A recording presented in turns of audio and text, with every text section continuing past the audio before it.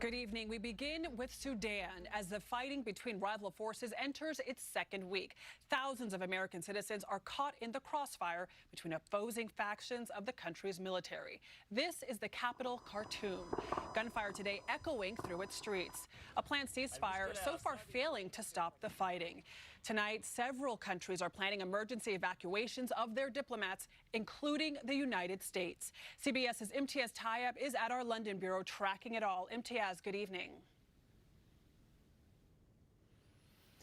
Adriana, good evening. Well, despite repeated calls for a ceasefire to coincide with the start of the Eid holiday, the fighting between the two warring Sudanese generals is only intensifying.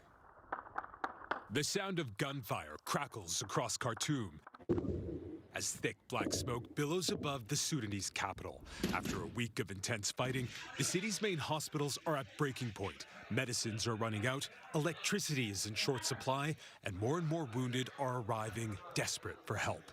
It's now a race against time to evacuate foreign diplomats from the city.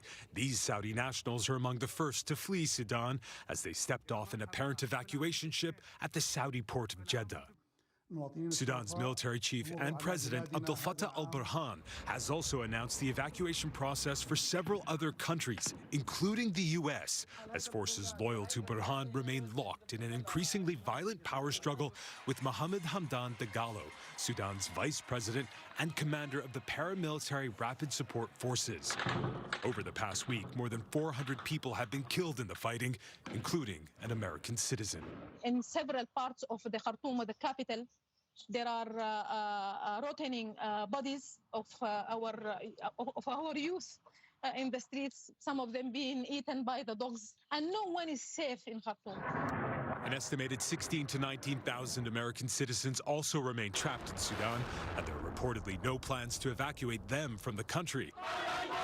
A country which, after months of pro-democracy protests in 2019, was full of hope following the toppling of military dictator Omar al-Bashir.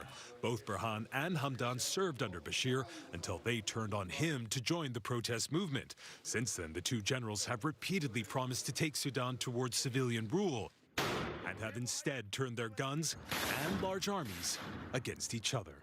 Now, the violence follows months of refusals by the generals to each sign agreements that would see them lose power and pave way for general elections. Now, after a week of intense fighting, the fear is Sudan could spiral into a full-blown civil war, Adriana. A civil war thousands of Americans could remain trapped in the middle of. Imtiaz Tyab, thank you.